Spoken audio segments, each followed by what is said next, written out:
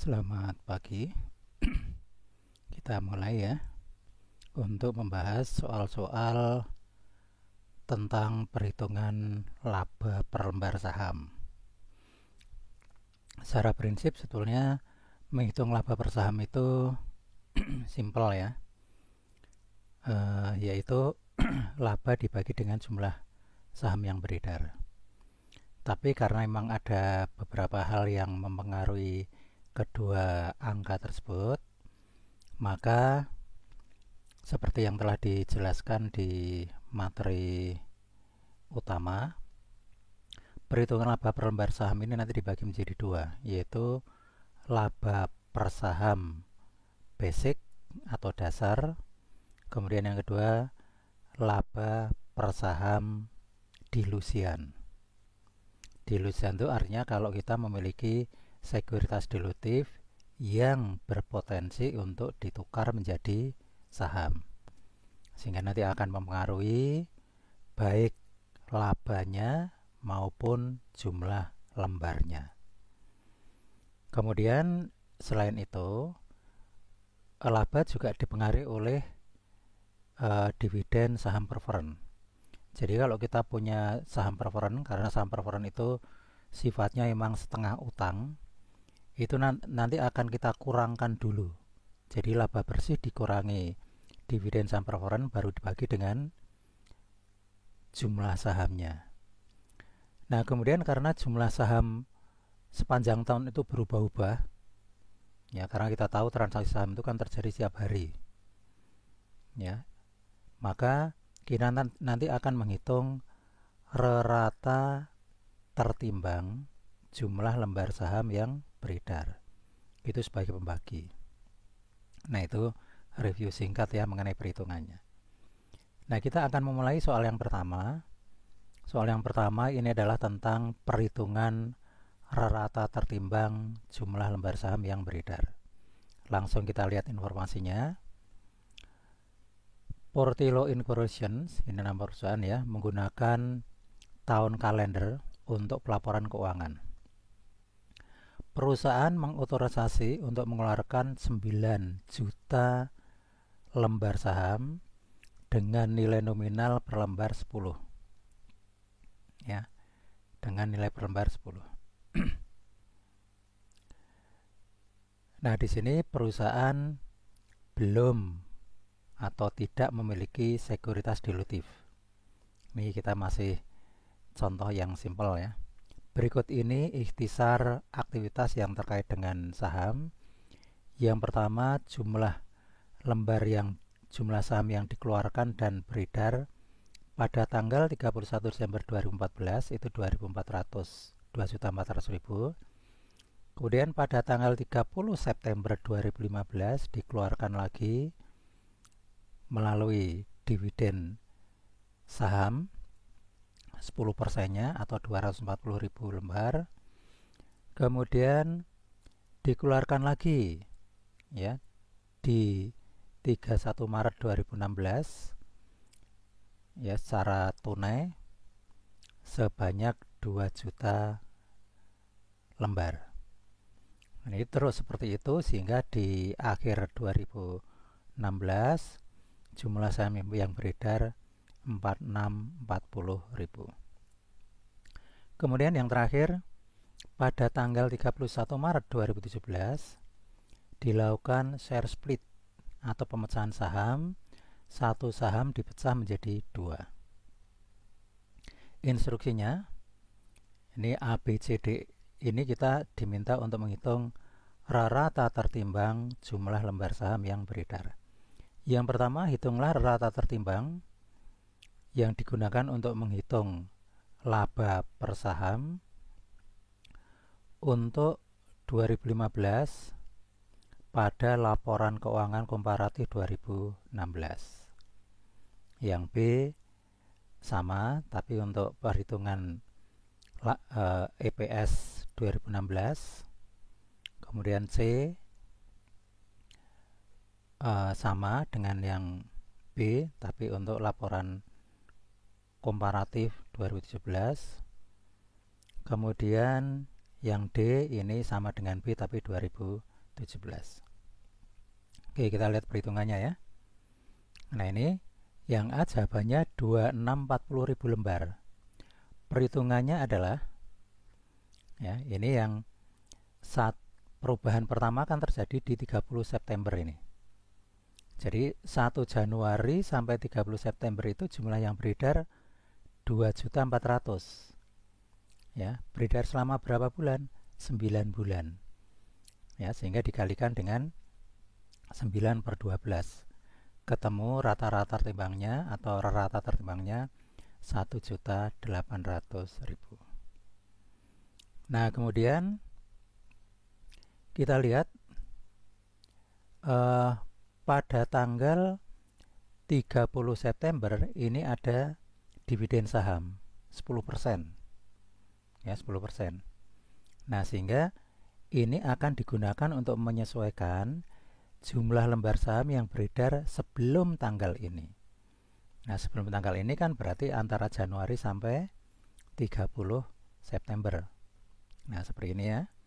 Disesuaikan 1,1 dikalikan 1,1 karena ada penambahan 10%-nya ya. Nah, sehingga setelah disesuaikan, maka rata tertimbangnya menjadi 1.980.000. Nah, kemudian kita lihat ya. Mulai 1 Oktober sampai 31 Desember 2015, ini jumlah saham yang beredar tadinya 2.400 tambah 240 menjadi 2640 ya. Ini kan beredar selama 3 bulan, jadi dikalikan dengan pecahan tahun 3/12. Ya, nah jadi totalnya yang digunakan untuk menghitung EPS nanti adalah 2640. Nah, bagaimana dengan B?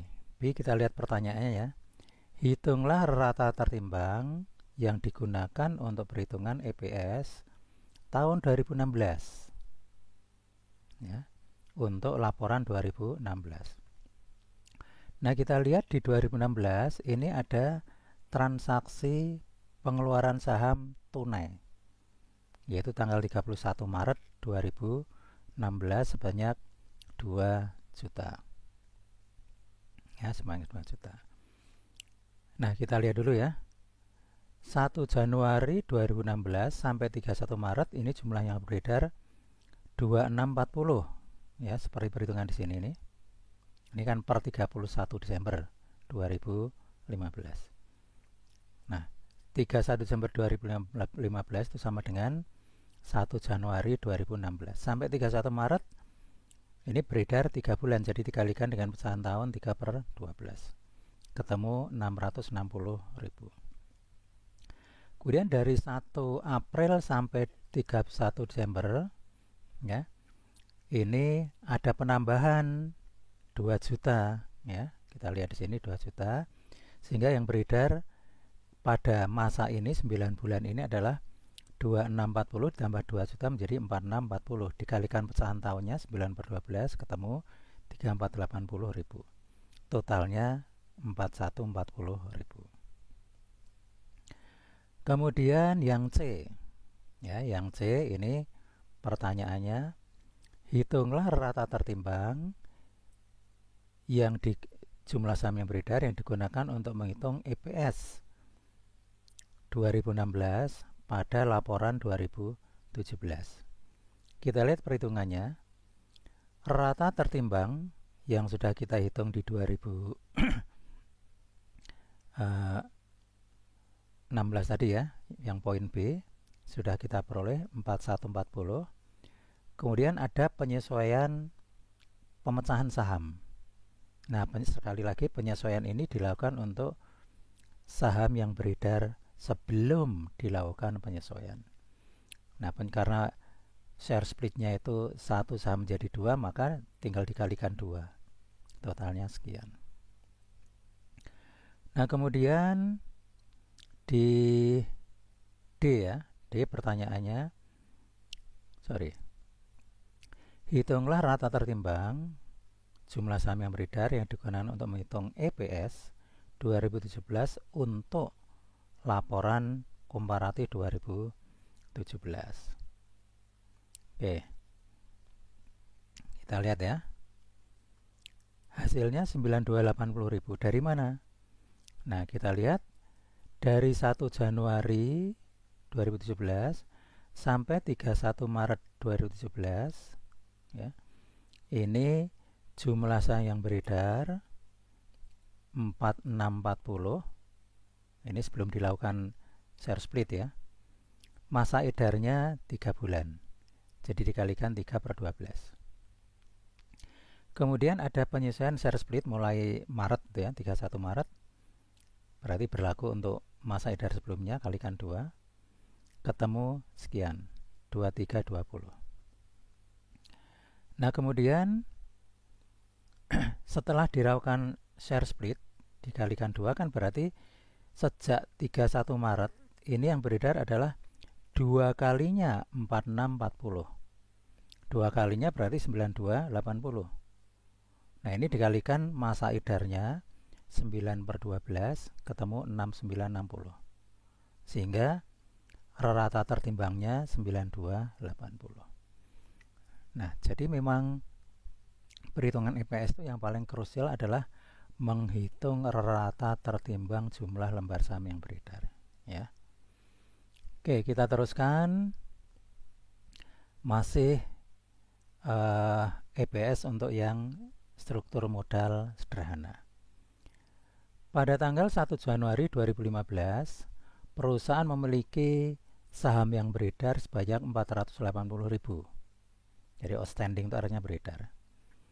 Sepanjang 2015, perusahaan memiliki transaksi yang memengaruhi jumlah lembar saham, yaitu 1 Februari itu dikeluarkan 120.000, 1 Maret ada dividen saham 20%, 1 Mei itu dibeli, ya, jadi dari peredaran dibeli sebanyak 100.000. Kemudian 1 Juni dilakukan share split pemecahan saham 1 menjadi 3. Kemudian 1 Oktober dikeluarkan ya 60.000 saham treasury, jadi saham treasury dijual lagi. Instruksinya 1, hitunglah rata tertimbang saham yang beredar sampai dengan 31 Desember 2015. Oke, kita lihat ya. Nah, perhitungannya seperti ini. Saldo awal yaitu sejak 1 Januari sampai transaksi yang pertama 1 Februari, berarti 1 bulan peredarannya. Kemudian 1 Februari ini kan ada pengeluaran saham ya, ada pengeluaran saham. Kemudian 1 Maret ada dividen saham. 1 Juni ada stock split atau pemecahan saham. Jadi ini nanti akan mempengaruhi, yang 1 Maret dan 1 Juni akan mempengaruhi saham yang beredar sebelum 1 Maret ya, sebelum 1 Maret. Jadi ini dikalikan dengan 1,2 ya, ini penyesuaian untuk untuk dividen saham. Yang 3 ini penyesuaian untuk pemecahan saham ya. Jadi saham yang beredar mula-mula 480 1 Januari, lalu ada penyesuaian ini, kemudian dikalikan dengan masa edarnya pecahan tahun 1 bulan, ketemu sekian ya. Nah, kemudian 1 Februari ini ada penambahan 120, maka yang beredar saat itu adalah 600.000. Ini juga dikalikan dengan penyesuaian dividen saham dan penyesuaian untuk share split. Masa edarnya 1 bulan, jadi pecahan tahunnya 1/12. Totalnya hasil perkaliannya 180.000. Nah, kemudian mulai 1 Maret ini ada lagi transaksi. Nah, karena transaksi dividen sahamnya di sini ya 20% ya, 1,2 kali 600 kan 720. Nah, ini tidak lagi disesuaikan dengan dividen saham karena dividen sahamnya sendiri ini. Jadi di sini hanya ada penyesuaian share split. Masa edarnya 2 bulan ya, tinggal dikalikan 2/12, hasilnya 360.000. Kemudian ada pembelian saham ya di 1 Mei ini. Ya, pembelian saham tadi berapa ini? 100.000 ya, 100.000 sehingga yang beredar tinggal 620. Nah, ini juga dikalikan dengan penyesuaian share split 3 kali masa edarnya 1 bulan kali 1/12 ketemu 155. Nah, kemudian 620 di 1 Juni ini dipecah menjadi 3 ya, dipecah menjadi 3 berarti menjadi 1860. Tidak perlu ada penyesuaian. Masa edarnya Juni, Juli, Agustus, September 4 bulan ya, kali pecahan tahun 4/12 ketemu 620. Kemudian pengeluaran saham 1 Oktober, ada pengeluaran saham lagi berapa ini? 60.000 ya, 60.000. Udah tinggal ditambahkan 1860 tambah 60 sama dengan 1920. Nah, ini masa edarnya 3 bulan tinggal dikalikan ya, ketemu 480. Nah, sehingga rata tertimbangnya 1939.000. Nah ya, sekarang yang B. Diasumsikan perusahaan memperoleh net income 3256 selama 2015. Ya. Nah, kemudian ada informasi tambahan bahwa perusahaan memiliki saham preference 100.000 lembar dengan tarif 9%, nilai nominal per lembar 100. Ya, jadi total nilai nominalnya berapa itu? 10 juta gitu ya. Tidak konvertibel dan tidak kumulatif. Tidak konvertibel itu berarti tidak dapat ditukar dengan saham biasa. Jadi ini bukan sekuritas dilutif ya. Karena pertimbangan likuiditas, maka perusahaan tidak mengumumkan dan tidak membayar dividen di tahun 2015. Nah, sehingga nanti dalam perhitungan EPS, pertanyaannya kan hitunglah EPS tahun 2015 dengan menggunakan hasil perhitungan yang A. Nah, di sini perhitungan EPS-nya labanya tidak dikurangi dengan dividen saham preference karena di sini dikatakan did not declare and pay preference dividends.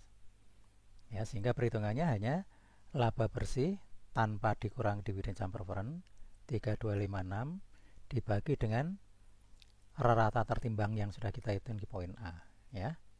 Nah, ini ketemu 1679,22. Kemudian yang C ini sama dengan B, tapi di sini asumsinya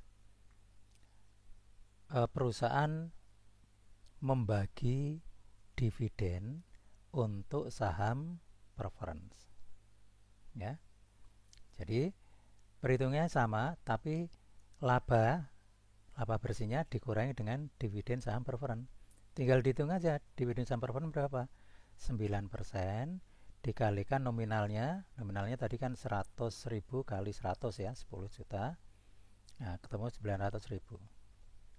Nah, ini kalau diasumsikan dividen saham preference dibagi. Jadi hanya ini bedanya. Kalau ini tidak dibagi, kalau ini dibagi. Hasilnya sekian ini. 1678,75. Nah, kemudian pertanyaan D. Diasumsikan situasinya persis seperti B ya. Tapi laba yang dihitung itu termasuk ada rugi dari operasi dihentikan 432 juta. Ya. Nah, rugi dari operasi dihentikan ini sudah memperhitungkan pajak ya. Perhitungnya bagaimana? Nah, kita lihat dulu di sini. Pertama kita menghitung dulu yang bawah ini ya, laba bersih 3256 dikurangi rugi operasi dihentikan 432. Nah, sehingga laba bersihnya ya, laba dari operasi dilanjutkan 3688. Ya sudah, sekarang kita tinggal menghitung EPS untuk laba dari operasi dilanjutkan ya, 3688 dibagi rata tertimbangnya ketemu 1902,01. Kemudian yang rugi dari operasi dihentikan itu 432 dibagi dengan rata tertimbang 1938 ketemu 222,80. Ya sudah, sekarang kalau diminta untuk menghitung dan menyajikan ya ini yang di atas ini. Laba dari operasi dilanjutkan per saham 1902,01, rugi dari operasi dihentikan minus 222,80 ya, laba bersih per saham 169,21. Oke, lanjut nomor 3, masih simple capital structure ya. Misalnya perusahaan memiliki 210.000 lembar saham biasa yang beredar per 31 Desember 2015. Selama 2016, perusahaan mengeluarkan 8.000 lembar saham pada tanggal 1 Mei dan membeli 14.000 lembar saham yang beredar pada tanggal 31 Oktober. Jadi ada dua transaksi ya, yang satu menambah, yang satu mengurangi. Selama tahun 2016, perusahaan melaporkan laba sebesar 229.690 ya, setelah memperhitungkan operasi rugi operasi dihentikan 40.600. Pertanyaannya, berapakah EPS yang harus dilaporkan di bagian paling bawah laporan laba rugi? Nah, pertama kita menghitung dulu ya rata tertimbang jumlah lembar saham yang beredar. Seperti biasa kita membuat semacam tabel. Saldo awal 210 itu beredar sampai 1 Mei, berarti 4 bulan ya. 4 bulan, jadi pecahan tahunnya 4/12 dikalikan 210 ketemu 70.000. Kemudian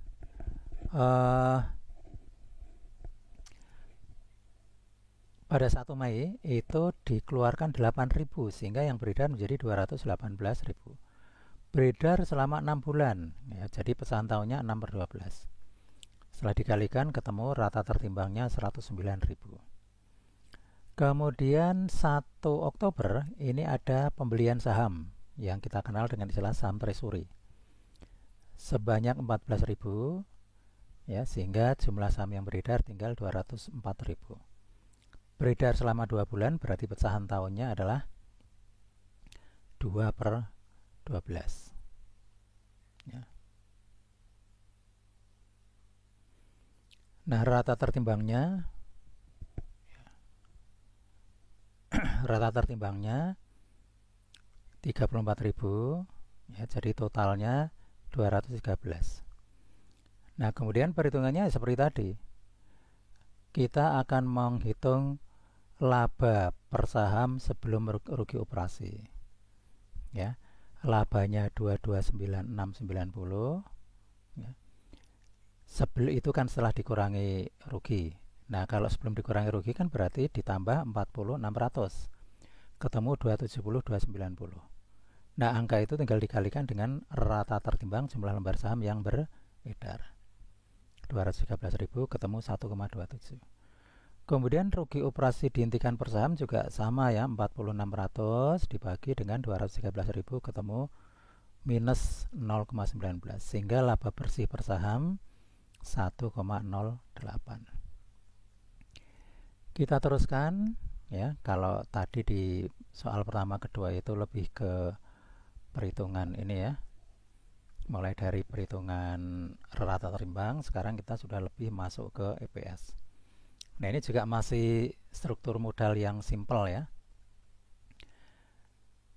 Ini ada informasi dari sebuah perusahaan, laba bersih 2.200.000, saham yang beredar itu terdiri atas saham preferred 50.000 lembar, nilai nominal 100, tingkat dividen 8%, not convertible. Nah, kalau not convertible berarti dia bukan saham, bukan sekuritas dilutif.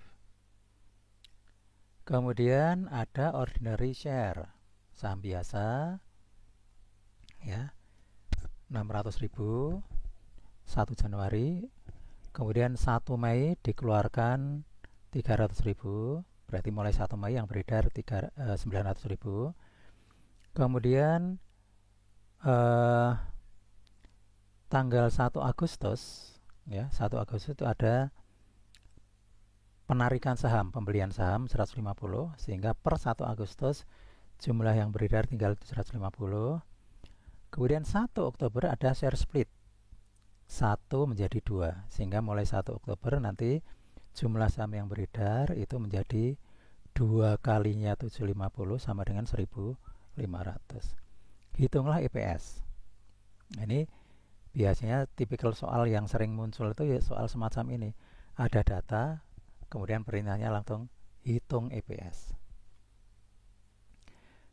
Nah, seperti tadi ya, kita pertama membuat tabel untuk menghitung rata tertimbang. Ini saldo awal 600, kemudian ada share split 1 menjadi 2 disesuaikan. Pecahan tahunnya ini masa edar 4 bulan, berarti 4/12 ketemu 400.000. Kemudian ada pengeluaran saham, ya, 300 jadi 900. Lalu ada penyesuaian share split 2 kalikan 2, beredar 3 bulan kalikan 3/12 ketemu 450. Kemudian ada pembelian saham, ya, 150 sehingga tinggal 750, disesuaikan dengan share split 2, masa edar 5 bulan 5/12, dikalikan semua hasilnya 4625, sehingga rata tertimbang jumlah lembar saham yang beredar adalah 1475.000. Kemudian untuk menghitung EPS, itu rumusnya akan laba bersih dikurangi dividen saham preferred. Kita hitung dulu di sini. Laba bersih 2.200.000, ya, dari sini tadi ya. Kemudian dividen saham preferred, ya, kita hitung aja nominalnya 50.000 dari sini ya.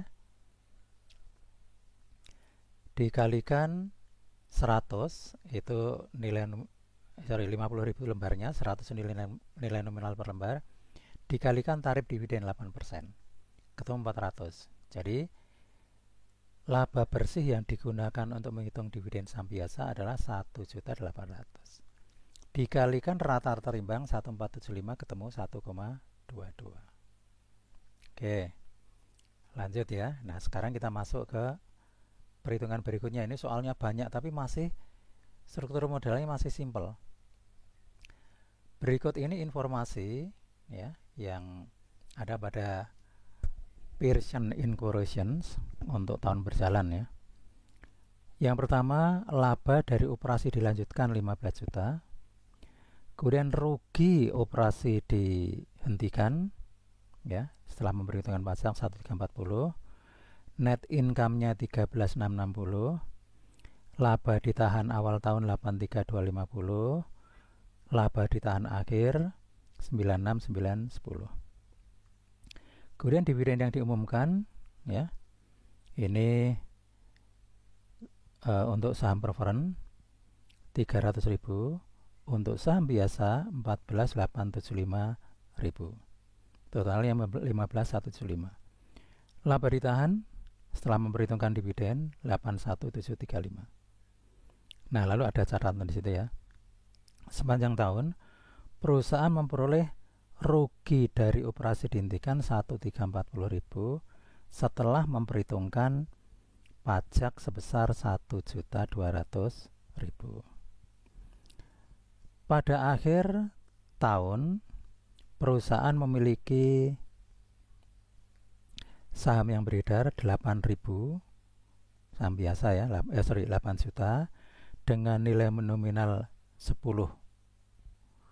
dan saham preferred 50.000 lembar dengan tarif dividen 6%.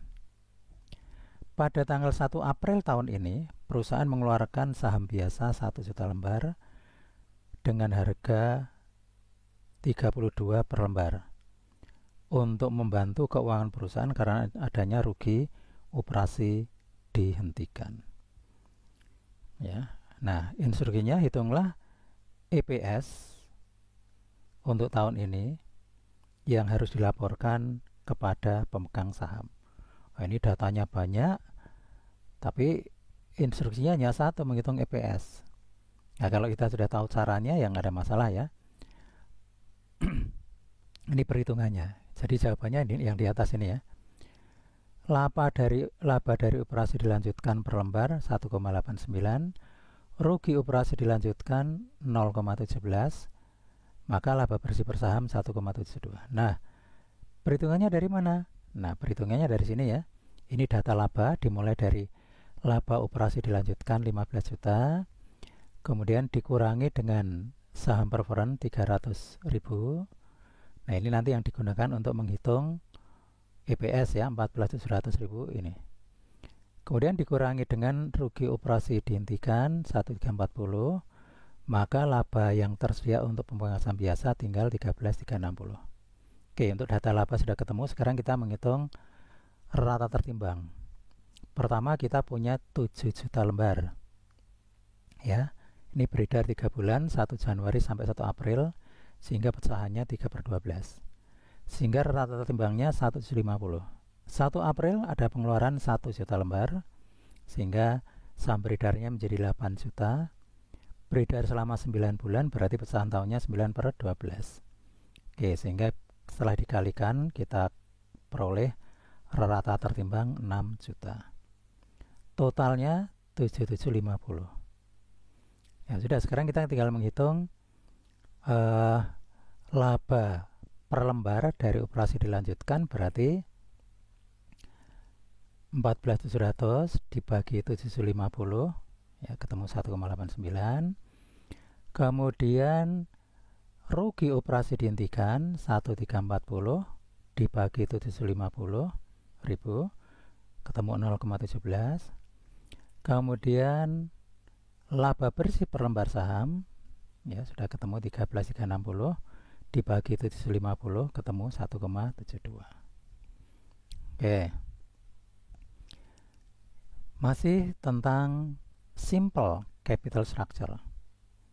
Jadi memang sengaja saya berikan soal banyak supaya semakin paham dasar perhitungan EPS. Kita lihat datanya ya. 1 Januari, pada tanggal 1 Januari 2015, perusahaan memiliki saham yang beredar sebagai berikut. Yang pertama, saham preferred 6%, nilai nominal 100, dikeluarkan dan beredar 10.000 lembar, nilainya 1 juta. Saham biasa, nilai nominal 10 per lembar, dikeluarkan dan beredar 200.000, totalnya 2 juta. Nah, kemudian di sini ada informasi tambahan. Untuk memperoleh aset bersih 3 perusahaan yang lebih kecil, perusahaan mengotorisasi pengeluaran tambahan saham biasa sebanyak 170.000 lembar. Nah, rinciannya adalah sebagai berikut. Tanggal 1 April, perusahaan membeli perusahaan A dengan cara mengeluarkan 60.000 lembar saham. 1 Juli mengeluarkan 80.000 untuk membeli perusahaan B ya. 1 Oktober membeli perusahaan C dengan mengeluarkan 30.000 lembar saham biasa. Pada tanggal 14 Mei perusahaan menderita rugi, memperoleh laba dari operasi dihentikan sebesar 90.000 sebelum pajak. Dan pada tanggal 31 Desember, perusahaan mencatat laba 300.000 sebelum pajak, dan itu laba itu di luar laba dari operasi dihentikan. Jadi di luar yang 90.000 itu. Nah, karena sebelum pajak nanti pajaknya kita perhitungkan ya. Instruksinya diasumsikan tarif pajak 40%. Hitunglah EPS ya yang harus dilaporkan di laporan keuangan 31 Desember 2015. Oke, kita lihat di sini ya. Pertama kita menghitung berapa laba yang akan diperhitungkan di dalam perhitungan EPS. Pertama kita lihat laba dari operasi dilanjutkan sebelum pajak 300.000. Tadi datanya ada ya, 300.000. Kemudian ada pajak penghasilan 40%-nya, maka laba setelah pajak 180.000. Kemudian laba dari operasi dihentikan itu tadi kan berapa itu? 90.000 ya. Nah 90.000 dikurangi pajak 40%, ya 40% 90.000 kan 36.000. Maka laba dari operasi dihentikan setelah pajak 54.000. Totalnya laba bersih di 234.000. Nah ini nanti akan digunakan untuk ngitung EPS ya. Nah lalu untuk bisa ngitung EPS kan kita harus ngitung dulu rata tertimbang jumlah lembar saham yang beredar. Nah setelah itu baru bisa kita menghitung ini EPS yang dilaporkan di laporan keuangan. Ini laba dari operasi dilanjutkan 0,41, laba dari operasi dihentikan 0,18, laba bersih per saham 0,59. Nah perhitungannya dari mana? Nah perhitungnya ini ya. Jadi kita ngitung dulu rata tertimbang. Pertama kita punya 200.000 beredar 3 bulan, kalikan 3/12 sehingga hasilnya 50.000.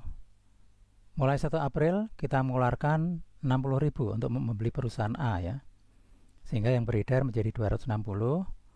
Beredar 3 bulan, kalikan 3/12 ketemu 65.000. 1 Juli kita mengeluarkan lagi berapa tadi? 80 ya. 80 untuk membeli perusahaan B, sehingga yang beredar menjadi 340. Beredar 3 bulan, kalikan 3/12 ketemu 85.000. Kemudian 1 Oktober kita mengeluarkan lagi 30.000 untuk membeli perusahaan C. Ya, ini beredar 3 bulan, maka pecahan tahunnya 3/12 dikalikan ketemu 92.500. Nah setelah itu dijumlahkan, jumlahnya 292.000.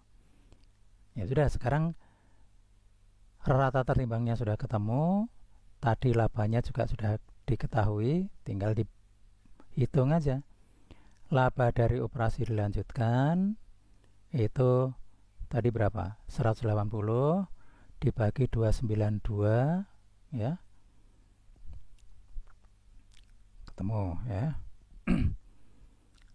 Kemudian yang laba dari operasi dihentikan itu sama, sudah ketemu ya. Kemudian laba bersih ya dibagi dengan 292.500 ya. Oke, saya kira itu ya.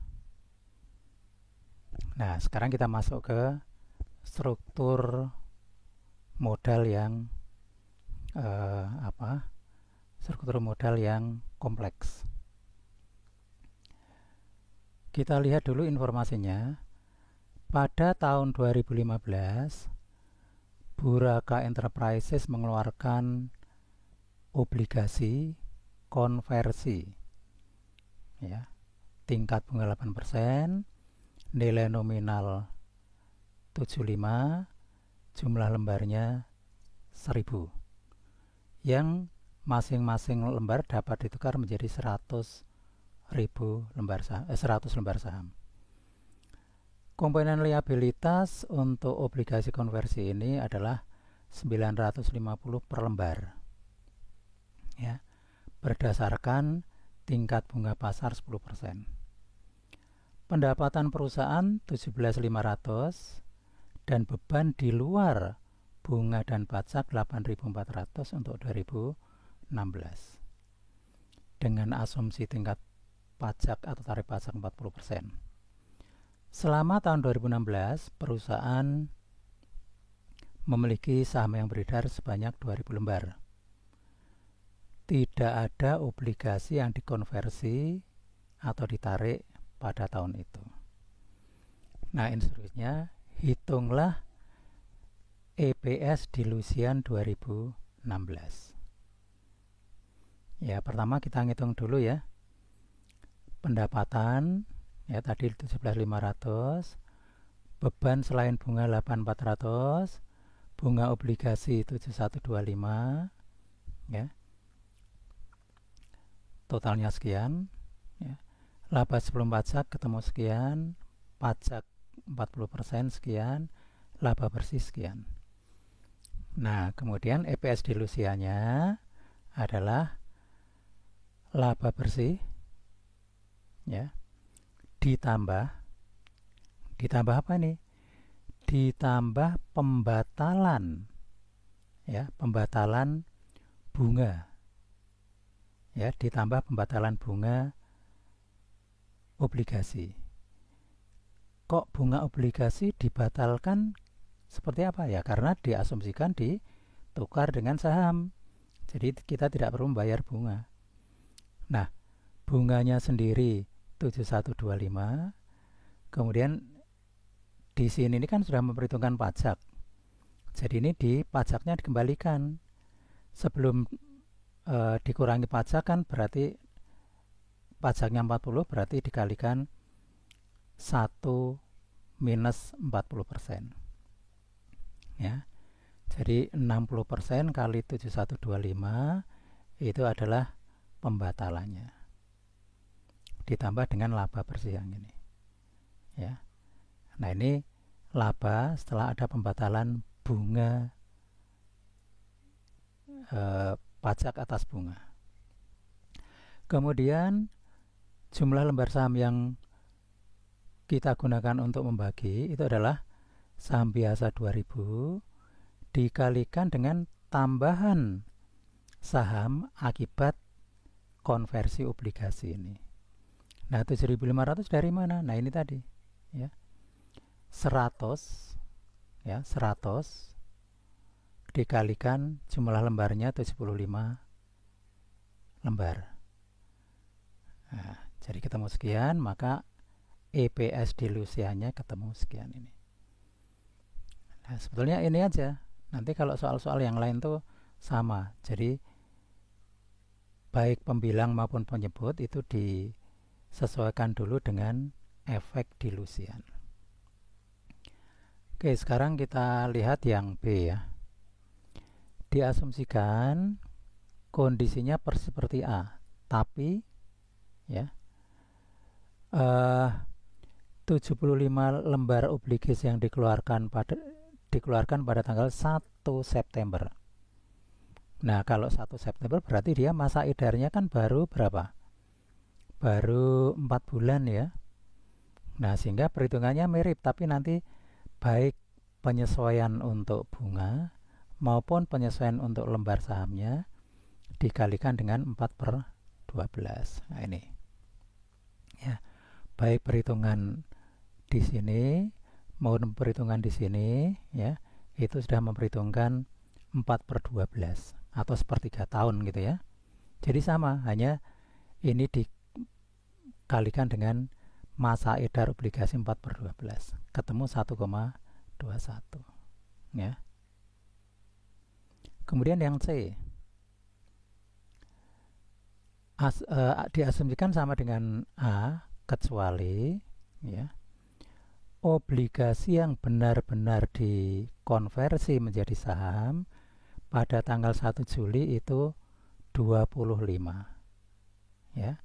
Nah, perhitungannya bagaimana? Nah, kita lihat di sini. Ini beban bunganya kita perhitungkan 2 kali ya. Yang 75 ini kan untuk masa edar setengah tahun, masih full 75. Mulai 1 Juli sampai 31 Desember yang beredar tinggal 50. Ya, jadi ini sebenarnya obligasinya sama, tapi yang beredar sampai 1 Juli 75, 1 Juli sampai Desember 50. Maka di sini dikalikan dengan setengah tahun ya, 6/12. Oke, sama semua di sini. Nah, kemudian penyesuaiannya juga memperhitungkan masa edarnya tadi ya. Ini yang beredar setengah tahun pertama, ini yang 5.000, ini ditambah dengan 5.000 dikalikan dengan masa edar yang berikutnya. Ya, jadi sama, hanya di sini kasusnya berbeda sehingga kita menyesuaikan datanya. Oke, kemudian masih ada soal lagi di sini ya. EPS dengan obligasi konversi. Pada tanggal 1 Juni 2014, Bloom Company dan Amanar Company bergabung ya untuk membentuk perusahaan baru namanya Devonport Incorporations. Total lembar saham yang dikeluarkan untuk merger adalah 800.000. Kemudian perusahaan baru itu melaporkan laporan keuangannya dengan menggunakan tahun kalender ya, 1 Januari sampai 31 Desember. Pada tanggal 1 April 2016, perusahaan mengeluarkan saham 600.000 secara tunai. Nah, seluruh saham yaitu 1.400.000 itu beredar sampai 31 Desember 2016. Devonport juga mengeluarkan obligasi konversi pada tanggal 1 Juli 2016. Jadi nanti masa edarnya baru setengah tahun ya. Senilai 600.000 berjangka 20 tahun, tingkat bunga 8%. Kemudian setiap 1.000 lembar dapat ditukar menjadi 40 lembar saham biasa pada tanggal bunga. Tidak ada obligasi yang ditukarkan sampai tanggal ini, dan beban bunga untuk komponen liabilitas pada tahun 2016 adalah 30.000. Devonport menyiapkan atau membuat laporan tahunan untuk periode yang berakhir 31 Desember 2016. Laporan tahunan akan menunjukkan laba per saham berdasarkan laba bersih setelah pajak sebesar 1.540.000 dengan asumsi tarif pajak 40%. Instruksinya berdasarkan tentukan ya, berdasarkan informasi di atas, tentukan untuk tahun 2016 A. Jumlah lembar saham yang digunakan untuk menghitung EPS dasar, yang kedua EPS dilusian. Kemudian yang B, hitunglah laba yang digunakan untuk menghitung EPS dasar dan EPS dilusian. Jadi kita diminta menghitung lembar saham dan laba yang digunakan untuk menghitung EPS. Nah, kalau menghitung EPS-nya ya tinggal perhitungan perhitungan B dibagi perhitungan A gitu ya. Nah, jumlah lembar saham yang digunakan untuk menghitung EPS dasar ya 2016 kan pertama kita punya 800 ya. Kemudian beredar 3 bulan karena 1 April ada pengeluaran 600. Ya tinggal dikalikan ketemu 200. Kemudian 1 April sampai 1 Desember masa edarnya 9 bulan, maka rata timbangnya 1.050. Dijumlahkan 1.250 atau bisa juga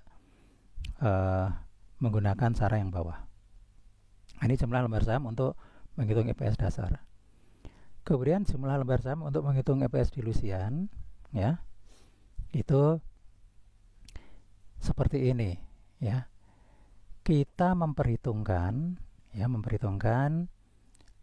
obligasi konversi. Tadi kan dikatakan begini ya, pada tanggal 1 Juli ya perusahaan mengeluarkan obligasi konversi. Nah itu jadi mulai 1 Juli ini ada pengaruh sekuritas dilutif.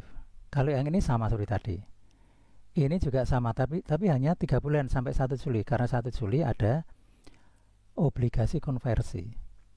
Adanya obligasi konversi mempengaruhi jumlah saham yang beredar ya, jadi ada tambahan 24.000 dari mana?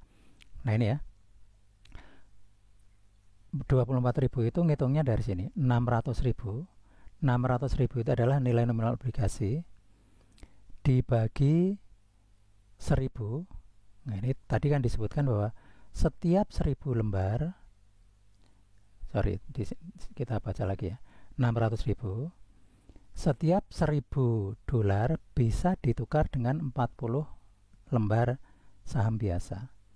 Jadi dibagi 1000 ya, dikalikan 40 lembar saham, ketemu 24.000. Ini beredar 6 bulan, ketemu sekian. Ya, oke. Kemudian B, laba untuk menghitung EPS dasar ya hanya laba setelah pajak saja. Datanya sudah ada ya, 1540. Nah, yang ini. Tapi kalau untuk menghitung EPS dilusian, EPS laba setelah pajak ini masih ditambah dengan ya pembatalan bunga obligasi. Bunganya berapa? Nah, bunganya di sini kan tadi berapa ini? 8%, ya, 8% kali 600.000 dikalikan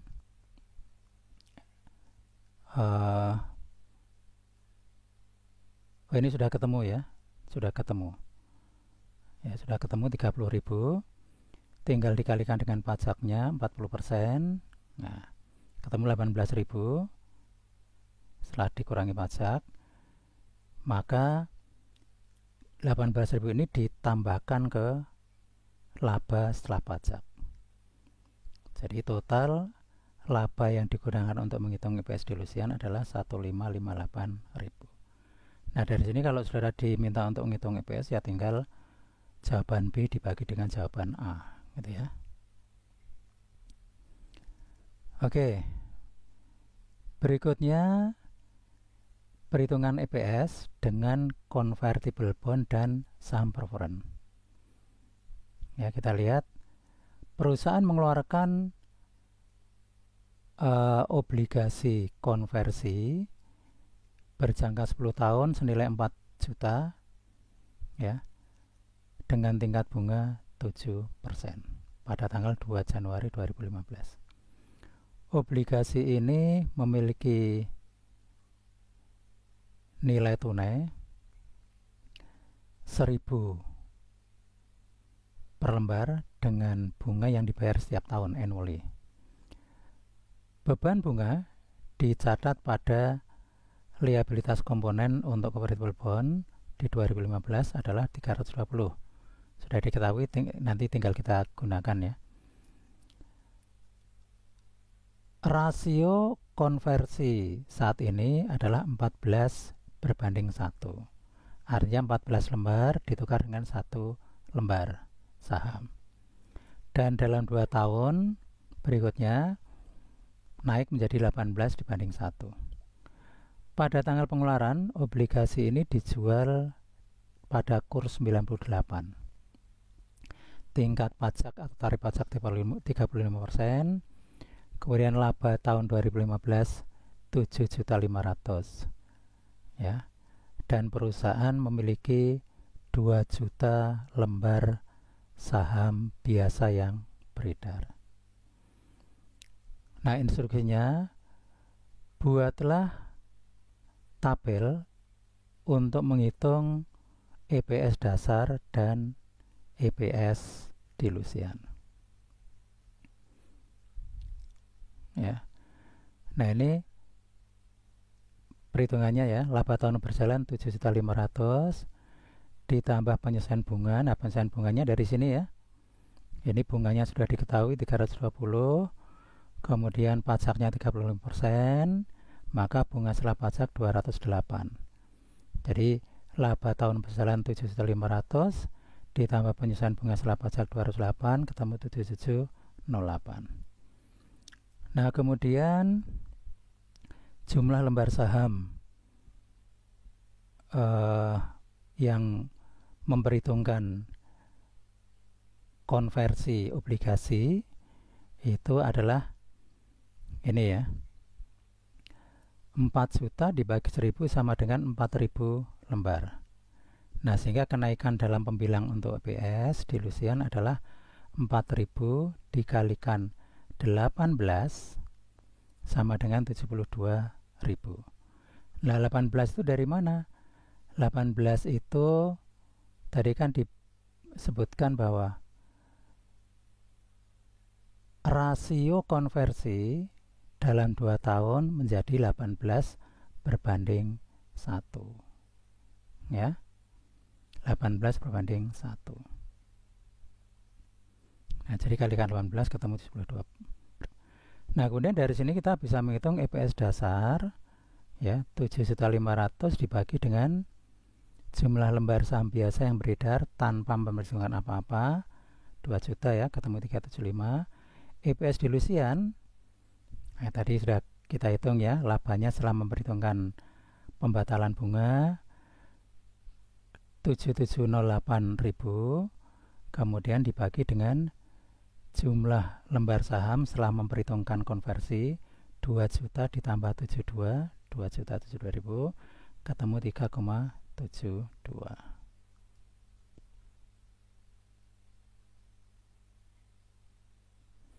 Oke.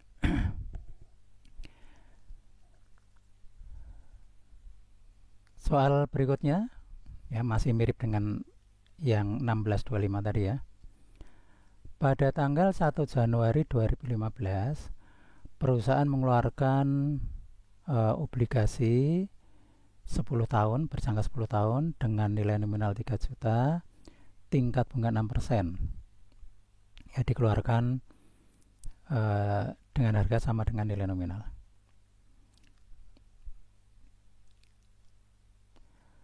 Setiap 1000 lembar dapat dikonversi menjadi 15 lembar saham biasa. Laba bersih yang diperoleh tahun 2016 240.000, tingkat pajak 40%.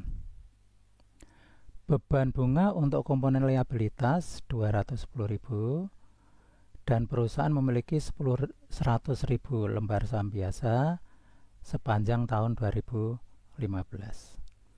Tidak ada obligasi yang dikonversi di tahun 2015.